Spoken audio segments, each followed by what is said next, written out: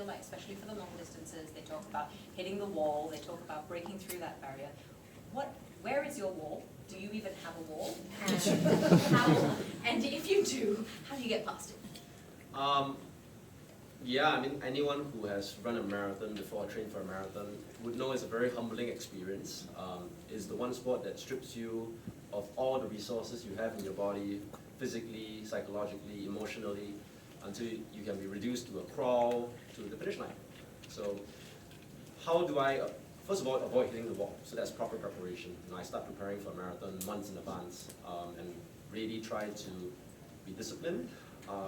Nutrition, diet, I know I'm putting a glass of champagne in my hand, so... No one's going to tell your coach. But no, yes, I'm my own coach, so... so far that works, but yeah, it doesn't mean you don't have fun. You still have fun, but you just be intentional about preparation and make sure that you get to the race in your best possible shape, physically and mentally. And about then it's just executing the best possible race plan, such that, you know, you give yourself the best chance possible to succeed. And if you succeed, fantastic. If you don't succeed, guess what? The sun still rises tomorrow. Just get up and try again. Next time. Get up and try again. Fantastic. Okay, Thurban, what about you? Because when you look at 400 meters, that tends to be like the very dreaded distance because the lactic acid kicks in, your legs feel like lead, and then you go on and you do another 400 meters, right? So how do you do that? Yeah, so it's really a very unforgiving duo to do 400, 800 meters. That's the reason why at the world-class level, not a lot of athletes actually attempt this kind of pairing. Because for the 800 meter, essentially you're running most of it without oxygen.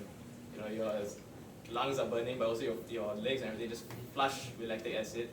So it's quite interesting, and I think that's what really draws me to this event, because it's kind of a jack-of-all-trades event. You need to be able to do your strength work, your speed work, you need to be able to do aerobic work. So I kind of like the challenge, you know, the fact that I have to be good at all these things. I think it really attracts me towards the events, but yeah, it really hurts. But the amazing thing is, from when I ran the national record, it didn't hurt at all. So I think... So you can go faster.